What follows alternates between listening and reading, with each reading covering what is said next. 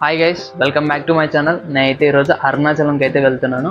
ఈ జర్నీ అయితే చాలా రోజుల నుండి ప్లాన్ చేశాను, బట్ ఈరోజు అయితే కుదిరింది. సో అరుణాచలంలో ప్రత్యక్షమై ఉన్న శివుని గురించి తెలుసుకోవాలంటే ఈ వీడియో ఖచ్చితంగా చూసేయండి. అండ్ అలాగే నా జర్నీ ఎలా సాగుతుందో మొత్తం ఈ వీడియోలో చూపిస్తాను. 14 కిలోమీటర్ల గిరి ప్రదక్షిణ ఎలా చేయాలి అనేది కూడా ఈ వీడియోలోనే ఎక్స్ప్లెయిన్ చేస్తాను.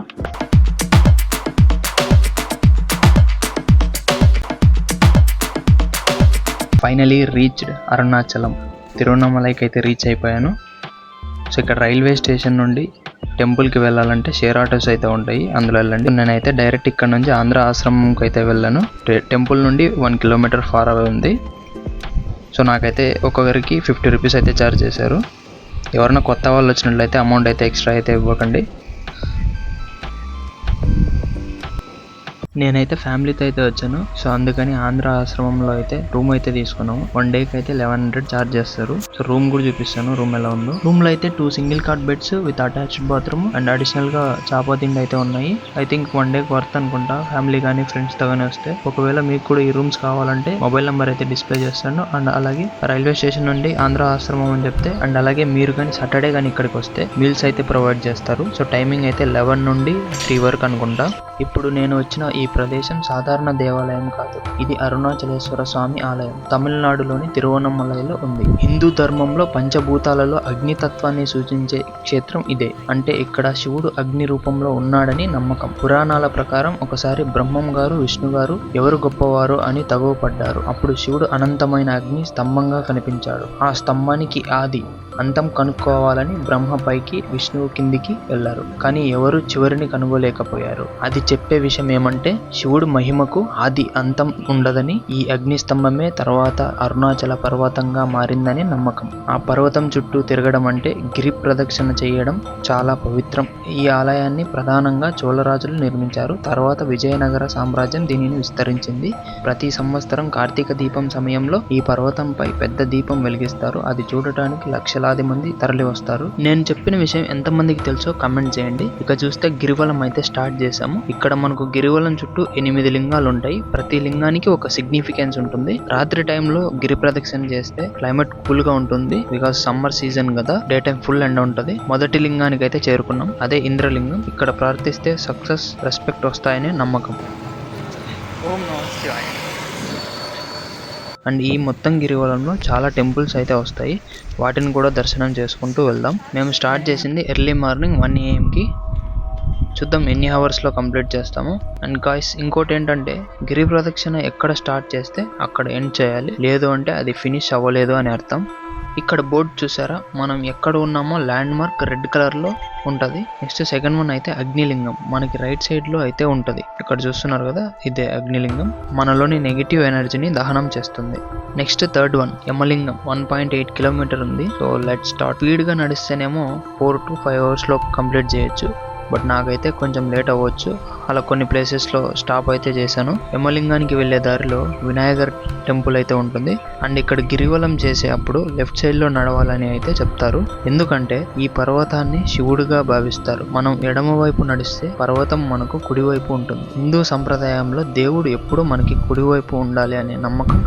నెక్స్ట్ మూడోది అయితే యమలింగం, ఇక్కడ చేరుకున్నాం. ఈ లింగం తెలియజేసేది ఏంటంటే ఫియర్, హెల్త్ ప్రాబ్లమ్స్ నుండి ప్రొటెక్షన్ ఇస్తుందని అంటారు. నెక్స్ట్ అయితే నైరుతి లింగం, 1.6 కిలోమీటర్ ఉంది. Let start. ఇక్కడ హైవేలో నుండి 1 వే సైడ్ అయితే టర్న్ అవ్వాలి. సర్కిల్ దగ్గర గిరివల మార్గం అనే బోర్డులో ఉంటుంది. నైరుతి లింగం వెళ్లే దారిలో ఐశ్వర్యేశ్వర టెంపుల్ అయితే వస్తుంది. అలానే ఇంకో టెంపుల్ కూడా వస్తుంది.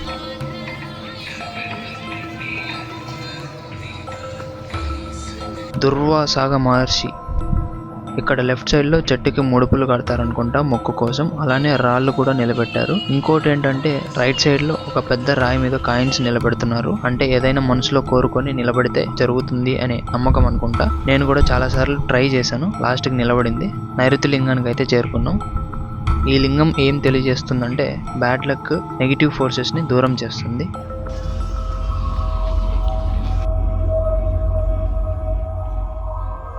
నెక్స్ట్ అయితే వరుణలింగం, దానికి ముందు కొన్ని లింగాలు కనిపిస్తాయి.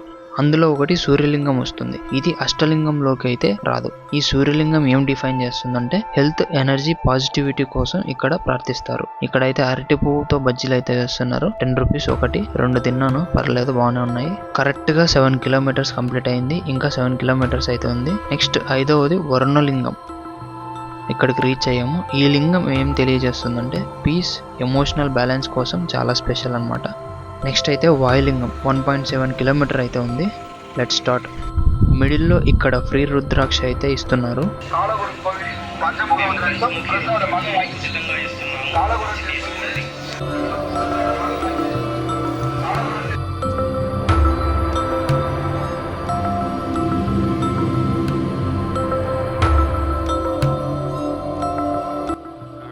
ఇక వాయులింగానికి అయితే చేరుకున్నాం. ఈ వాయులింగం అయితే హెల్త్, బ్రీతింగ్, లైఫ్ ఎనర్జీకి సింబల్ అనమాట. నెక్స్ట్ అయితే కుబేరలింగం 7వది. కానీ మధ్యలో అయితే చంద్రలింగం వస్తుంది. చంద్రలింగం కంప్లీట్ అయ్యి కుబేరలింగంకి స్టార్ట్ అయ్యాము. అన్నమలయార్ టెంపుల్ ఇంకా 4 కిలోమీటర్లు ఉంది. నెక్స్ట్ కుబేరలింగం అయితే చేరుకున్నాం. కొంచెం కుబేరలింగం అయితే లోపలికి అయితే ఉంది. ఈ కుబేరలింగం ఏం తెలియజేస్తుందంటే వెల్త్, ఫైనాన్షియల్ గ్రోత్ కోసం ప్రార్థిస్తారు. మోక్ష మార్గానికి అయితే వెళ్ళలేకపోయాను. క్యూ అయితే చాలా ఉంది. దర్శనంకి లేట్ అవుతుందని చెప్పేసి వెళ్ళలేదు. ఇంకా శివుడికి దగ్గరలో అయితే వచ్చేసాము. ఎర్లీ మార్నింగ్ మూన్ అయితే కనిపిస్తుంది గిరి మీద. ఈ గిరినే మనం ప్రదక్షిణ చేస్తుంది.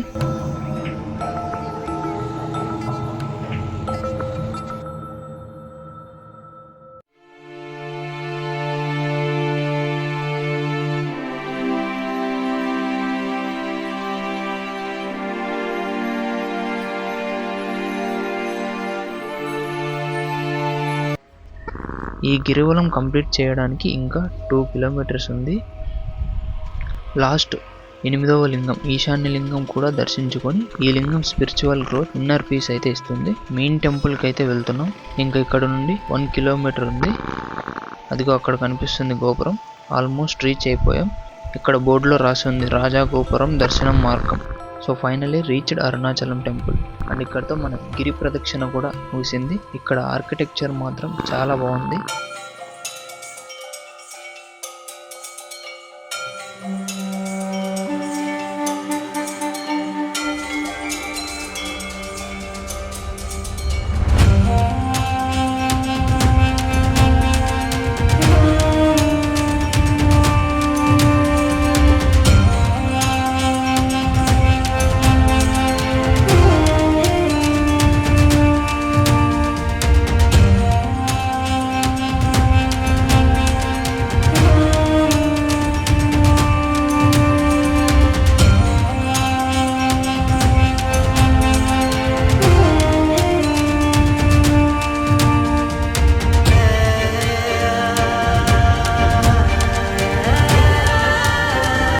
నేనైతే ఫ్రీ దర్శనంకి వెళ్ళాను. కొంచెం టైం తీసుకుంది.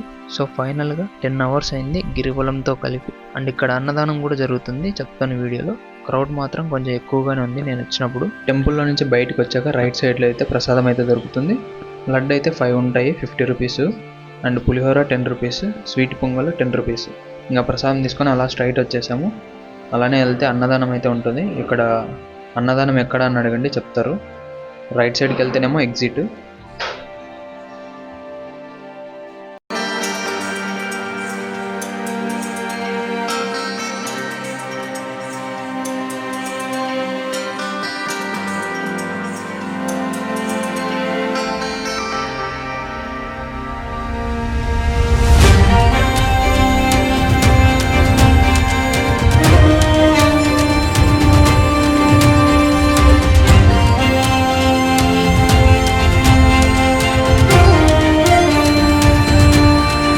సో ఇదన్నమాట నా అరుణాచలం ట్రిప్. మీరు ఇంకా అరుణాచలం వెళ్ళకుంటే ఖచ్చితంగా అరుణాచలంకి అయితే వెళ్ళండి. మీకు ఈ ట్రిప్ ఎలా అనిపించిందో ఖచ్చితంగా కామెంట్ చేయండి. అండ్ వీడియో నచ్చినట్లయితే లైక్ చేయడం మాత్రం మర్చిపోకండి. అండ్ అలాగే షేర్ కూడా చేయండి మీ వాళ్ళకి. ఇంకా తిరుపతికి వెళ్ళాలని చెప్పేసి తిరువనమల రైల్వే స్టేషన్కి అయితే వచ్చాము. క్రౌడ్ మాత్రం నెక్స్ట్ లెవెల్, అసలుకి ప్లేసే లేదు. అరుణాచలేశ్వరుని దర్శనం పూర్తి చేసుకున్నాక మనసు చాలా ప్రశాంతంగా మారింది. ఇక్కడ ఆధ్యాత్మిక అనుభూతి జీవితాంతం గుర్తుండిపోతుంది. ఇప్పుడు నా ప్రయాణం తదుపరి పవిత్ర క్షేత్రం అయిన తిరుపతికి ప్రారంభమవుతుంది. అన్నమయ్య గారి కీర్తనాలు వినిపించే ఆ దివ్యక్షేత్రం శ్రీ వెంకటేశ్వర స్వామి వారి దర్శనం కోసం నేను బయలుదేరుతున్నాను. మీరు కూడా ఇలా ఒక ఆధ్యాత్మిక ట్రిప్ ప్లాన్ చేయాలని నేను సూచిస్తున్నాను. మరి తిరుపతి ట్రిప్ వీడియోలో కలుద్దాం.